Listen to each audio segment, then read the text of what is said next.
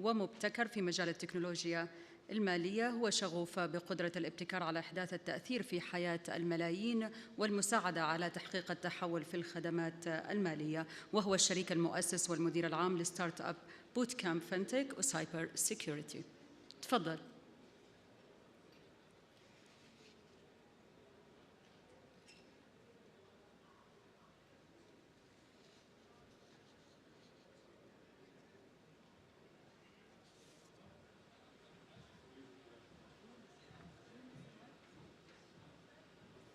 Yes, I am.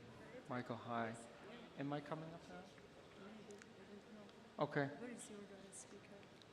No, I'm the speaker. Oh, you're a speaker. Yes. Yes? Okay. Thank you very much. Assalamu alaikum. Masa al khair. Good afternoon, everyone. Now, it's hard to keep up with cybersecurity in a fast-changing world. My name is Michael Dooijes, and I'm the co-founder and the managing director of Startupbootcamp's FinTech and Cybersecurity program. Now, I have a background in financial services for over 20 years, then moved to the entrepreneurial side, became the CEO of one of the fastest-growing FinTech startups in the Netherlands, and now I'm helping fast-growing companies to grow. So at Startupbootcamp, we empower innovators.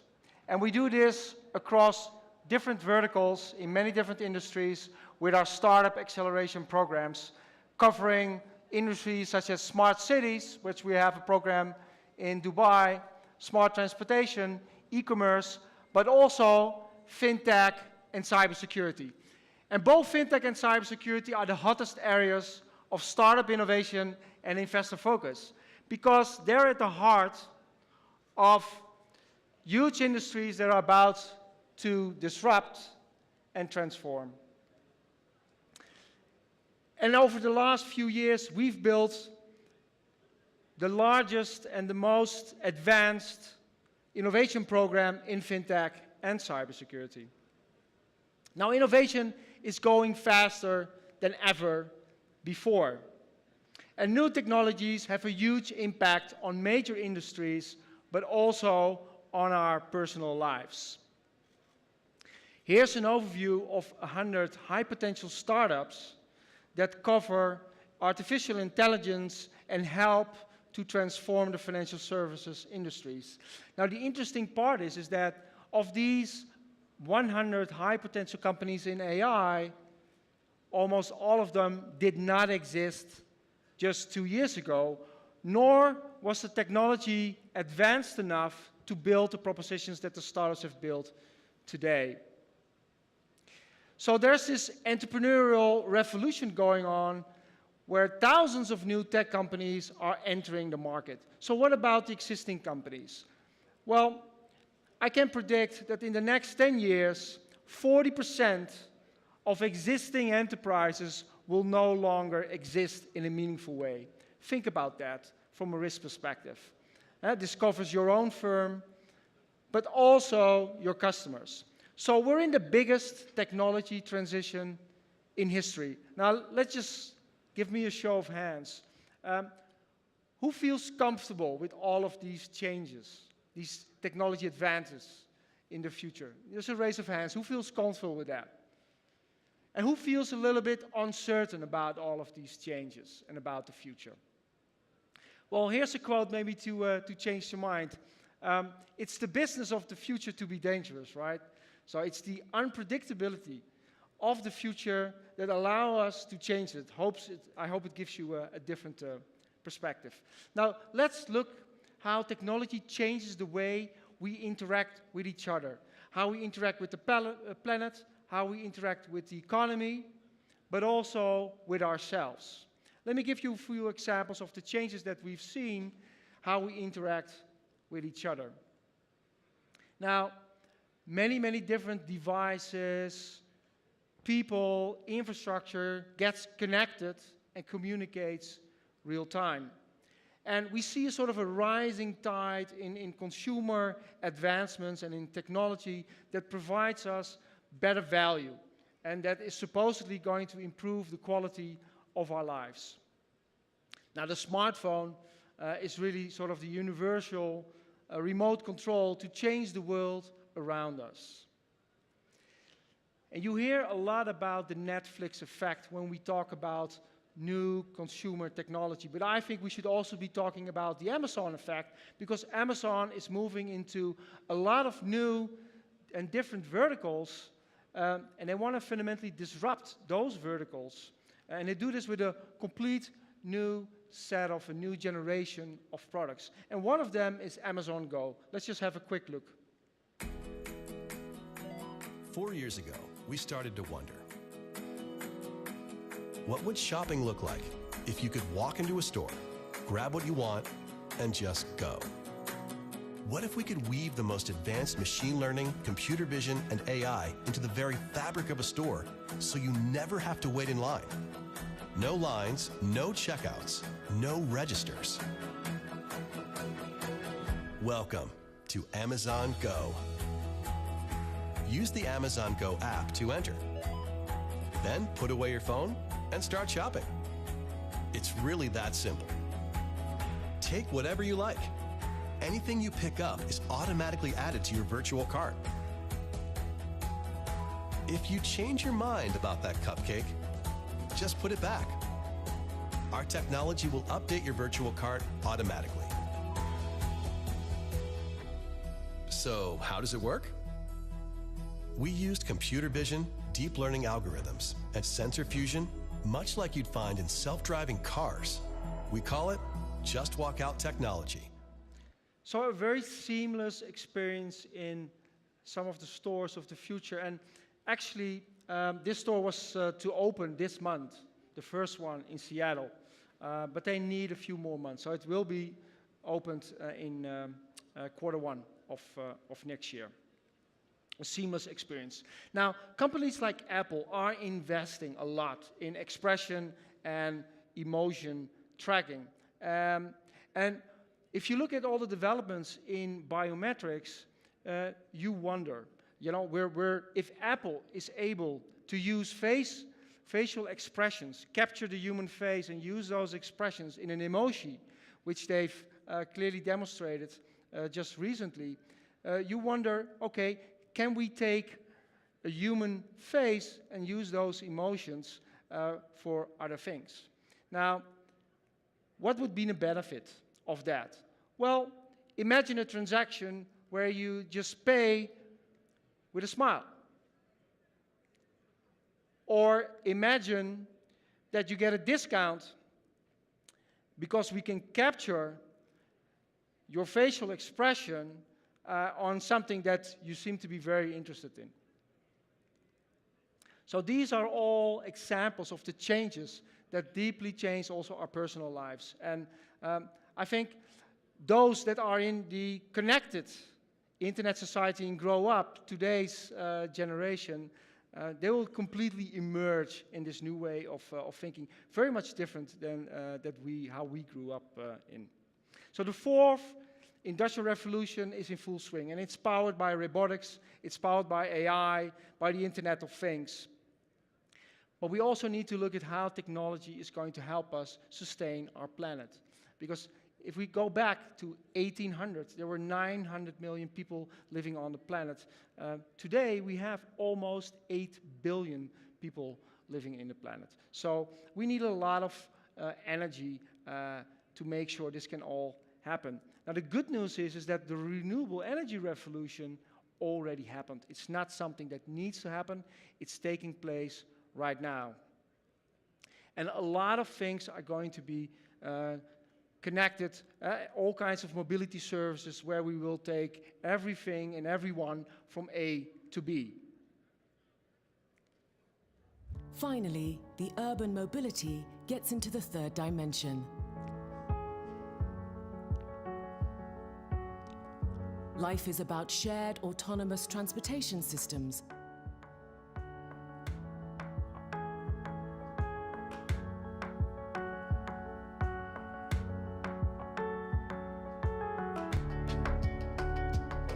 On the street, and even in the air.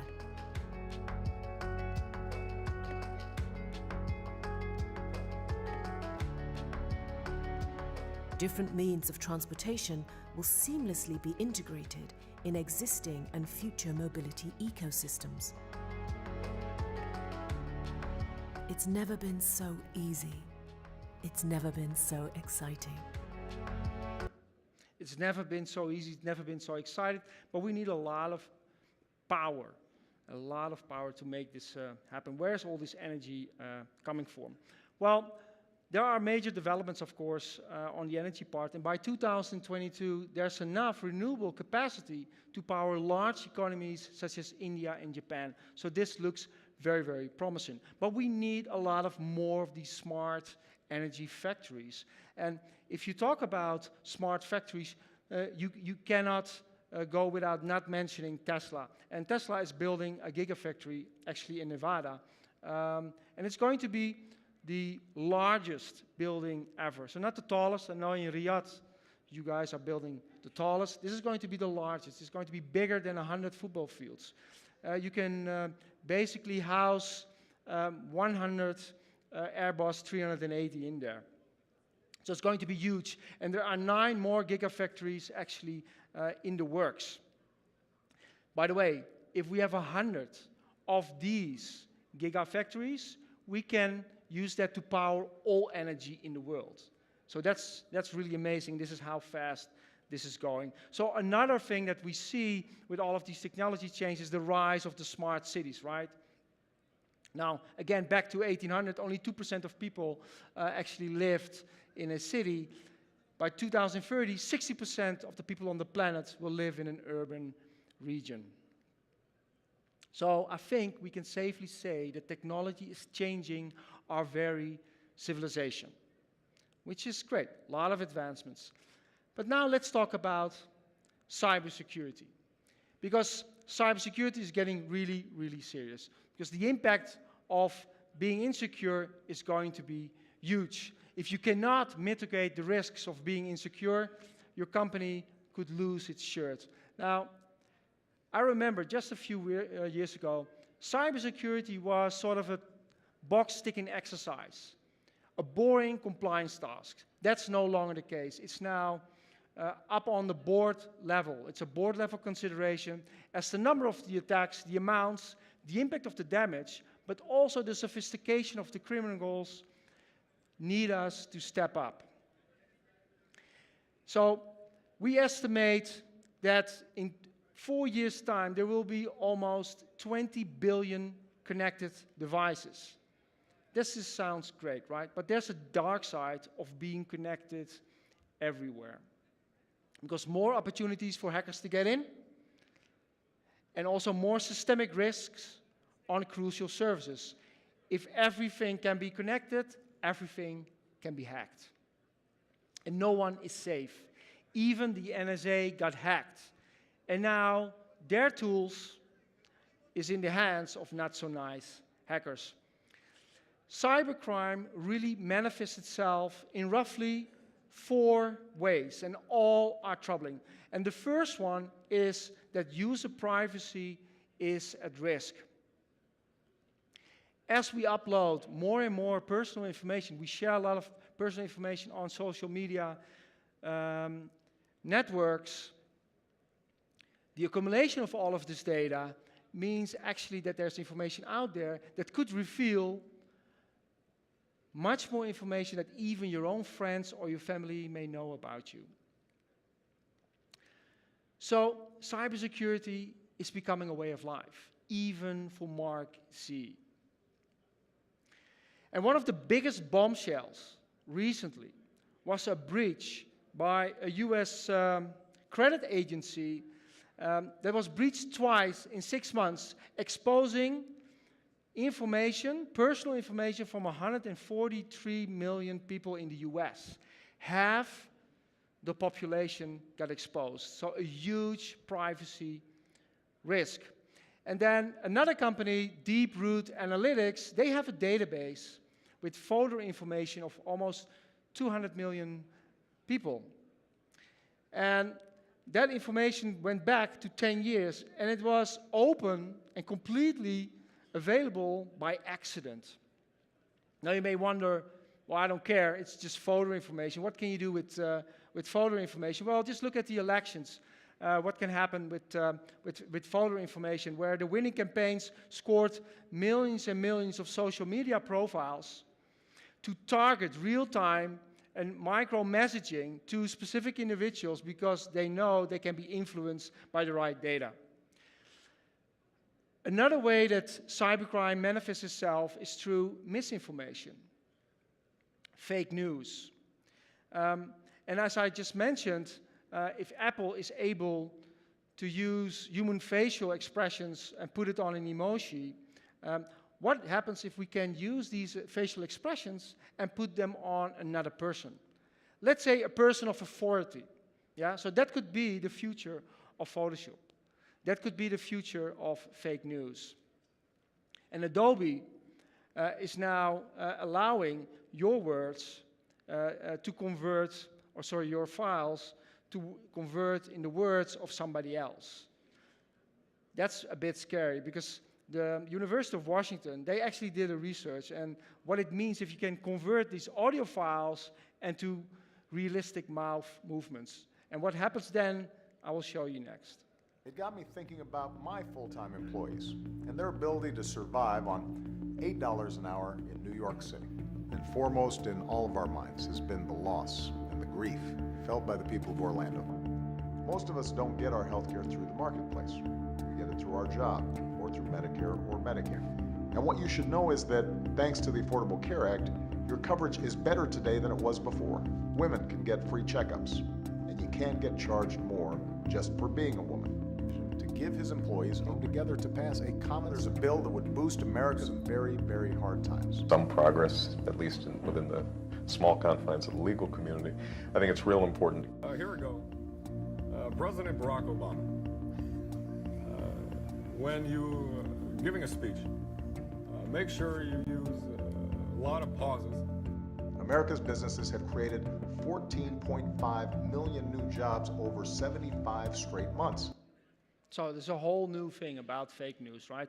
So what do we need to do about this? Well, we now know you can create this. If you can create something, you can also reverse engineer it and then apply certain methods to detect an edited video versus a real video.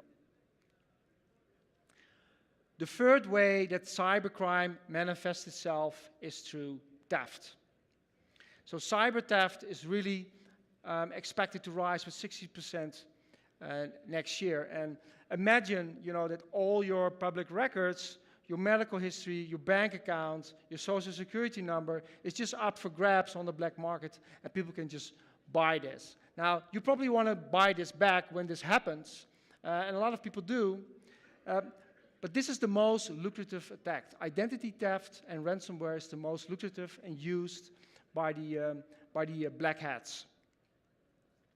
And Panda Labs, just last year in Q3, they discovered 18 million malware samples. Now, that's 200,000 cyber threats or attacks a day. Let that sink in for a moment. 200,000 cyber attacks each day. Now, the American Commission on Intellectual Property Theft is estimating that the loss of all of this pirated software, counterfeiting, is roughly 500 billion. You can do a lot of other things, right, with 500 billion. And we all remember the WannaCry attack earlier this year, don't we? Which affected more than 400,000 machines. And it then spread across 150 countries just in 24 hours. Now, the irony of the WannaCry attack was obviously that it targeted older Windows machines, but it demanded ransom payment actually in Bitcoin. So luckily, only 0.07% of the victims actually paid, so we got away with this one. But 200,000 cyber attacks a day. I mean, JP Morgan, Sony, eBay, Dropbox, all had cyber attacks where millions and millions of records became public. And even Wendy's, last year, many people, more than 1,000 restaurants, were hacked of Wendy's, where people were just buying a hamburger menu with their debit card and with their credit card. And it took Wendy's 6 months to realize what actually happened there and how many restaurants were infected. Now, IBM estimates the costs of all of these breaches, the average damage is around 3.6 million per breach.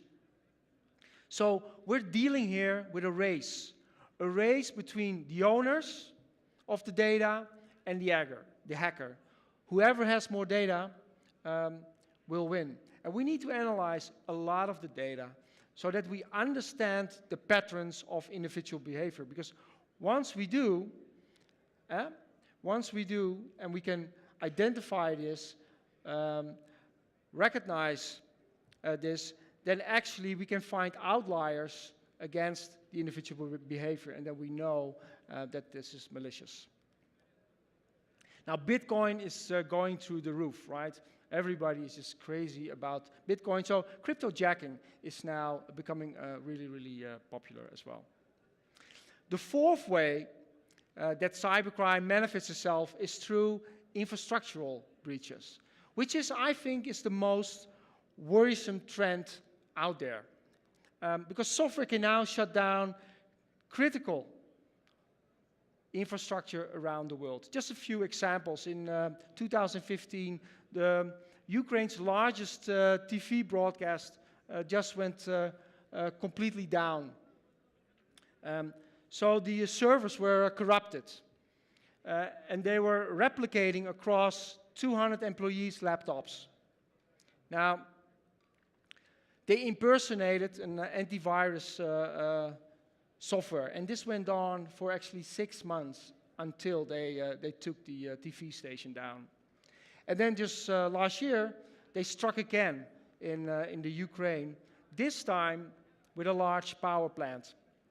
So 3 tank-size transmissions covering 20% of electricity power in Kiev went silent. Power was shut down. In the middle of the winter, for 1 day. Well, can you imagine if electricity is shut down in the middle of the summer in Dubai or here in Riyadh for 1 or 2 days? That's going to be a nightmare, right?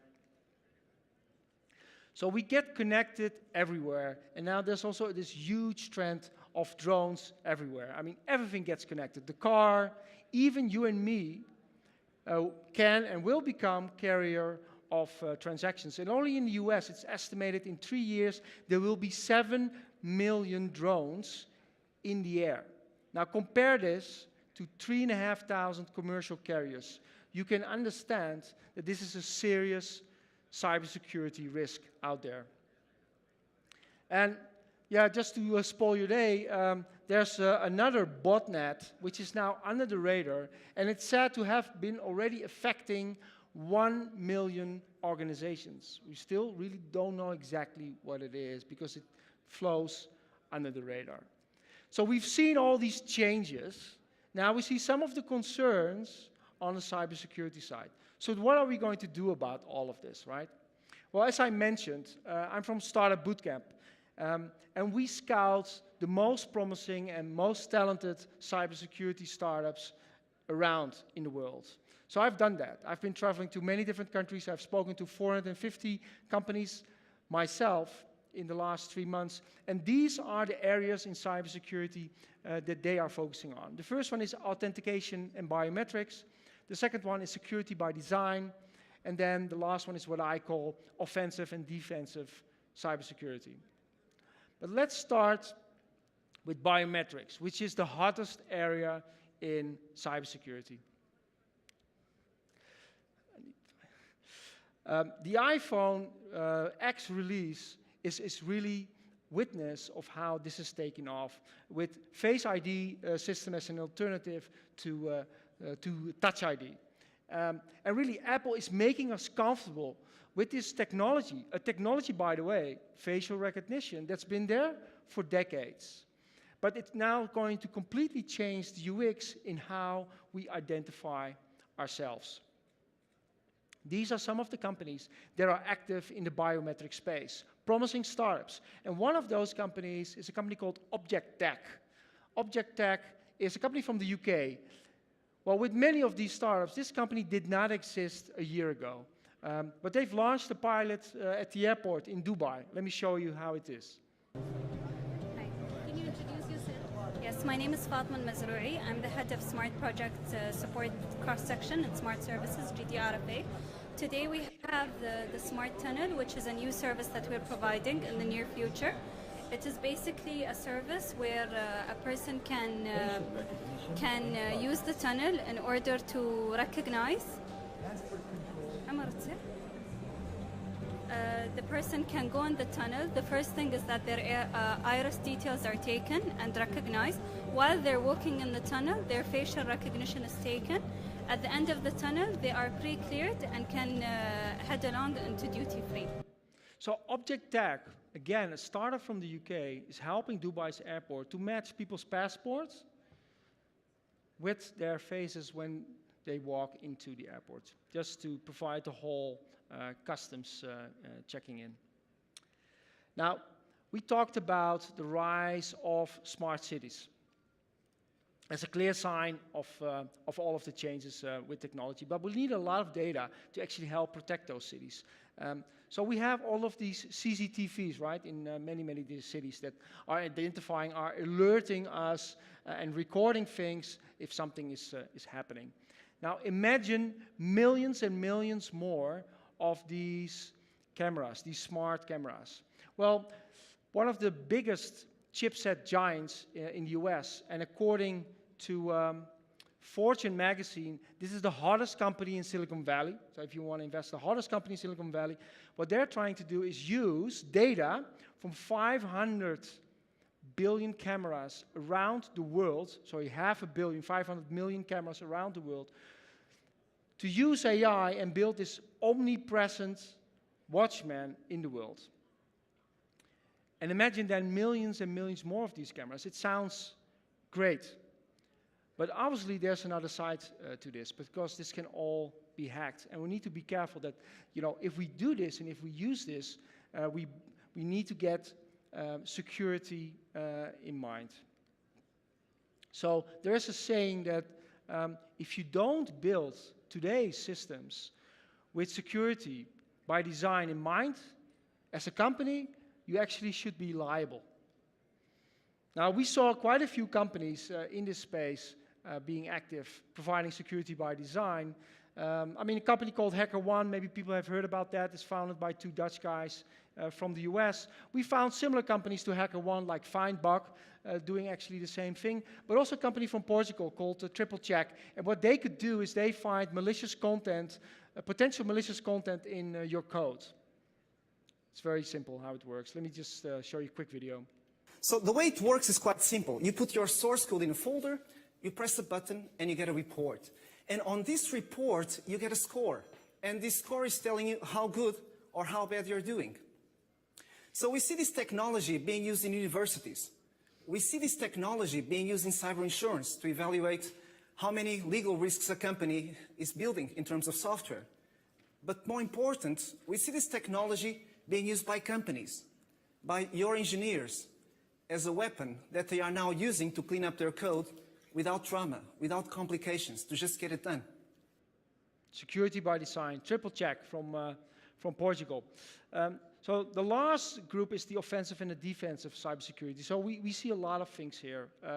Ways so that you can just securely browse the internet is one of the examples, but also deception technology. So remember this word, moving target technology. Moving target technology is the latest in cybersecurity to defer attacks when they happen.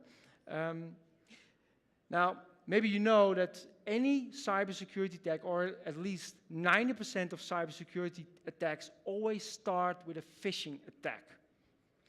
Now, a company called Guillomo, and Guillomo means phishing or fishnet in Japanese, they're looking at the weakest link in all of this, which is the human.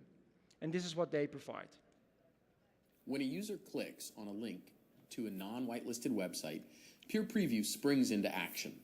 First, the user is informed that the website is unknown and in need of a security review. The user then receives a small, tailored piece of security training designed to help them recognize the threats that are currently attacking the company. After the user demonstrates success with the training, he is then asked to review a peer's non-whitelisted site to identify those same signs of phishing.